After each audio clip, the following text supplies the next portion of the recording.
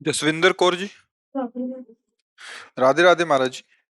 महाराज जी, जब हम किसी दुनिया की वस्तु की तरफ जाते हैं और मेहनत करने पर भी कुछ फल नहीं मिलता, तो हमें उस रास्ते को छोड़ देना चाहिए या स्वीकार कर लेना चाहिए कि ये भगवान की इच्छा है। हाँ, यदि वो सत्य मार्ग है, धर्म पूर्वक किया जा रहा है और उसका सही फल आपको नहीं मिल रहा है, तो हारना नहीं चाहिए। इस बार सही नहीं मिला तो आगे मिलेगा, क्योंकि अगर हमारा वो फल में विघ्न पड़ रहा है तो कोई पूर्व का कर्म है जिसका नाश हो रहा है, फल नहीं प्राप्त हो रहा, पर ये मार्ग सही है इसलिए हम हटेंगे नहीं, तो हमें एक दिन फल की प्राप्ति अवश्य हो जाएगी।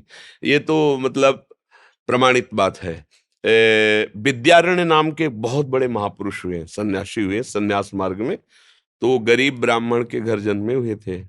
बहुत गरीबी थी, खाने को भी नहीं था। तो उन्होंने सोचा कि मैं बालक हूं, क्या कर सकता हूं। तो यज्ञोपवीत हो गया था, गायत्री मंत्र मिला था। तो गायत्री का पुरस्चरण होता, 24 लाख गायत्री मंत्र जपने को एक पुरस्चरण कहते हैं। उन्होंने अनुष्ठान लिया कि हे गायत्री माँ, मुझे धन मिले जिससे मेरे माता पिता की सेवा हो सके। एक पुरस्चरण किया, कुछ नहीं हाथ लगा।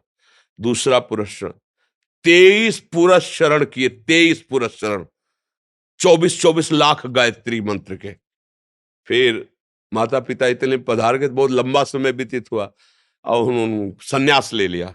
जे भी सन्यास लिया तो साक्षात माता गायत्री सामने प्रकट, और उनका जो तुम चाहो, देवराज इंद्र का पद भी चाहो तो तुम्हें दे। बोली माता, मुझे जरूरत थी, मेरे माता पिता भूखों मर गए, उनके लिए मैं आपका मन। बोले तुम्हारे 24 ऐसे महापाप थे जिनके कारण तुम्हें धन का सुख नहीं मिल सकता था।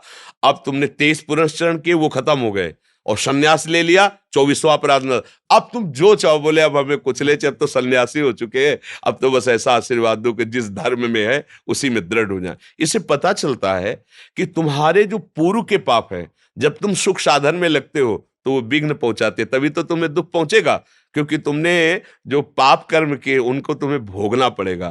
तो अब जैसे किसी पापी आदमी को देखा जाता है, वो जो करता सफल होता चला जाता है, तो आपको संशय हो जाएगा कि हम तो धर्म से चल रहे, जो करते उसमें निष्फलता, और ये सफल होता चला जा रहा है, क्योंकि उसका सर्वनाश होना है।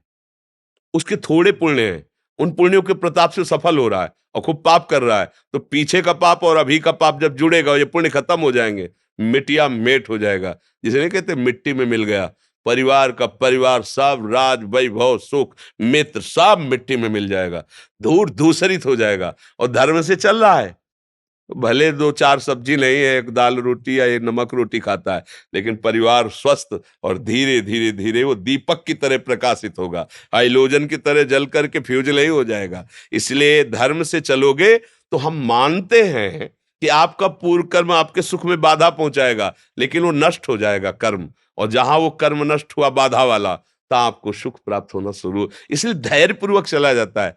किसी भी धर्मात्मा पुरुष के चरित्र को आप पढ़ करके देखो, तो आपको मिलेगा कई विपत्तियां आती है, कई संकट, तो उससे थोड़ी आ रहे हैं जो अभी कर रहे हैं।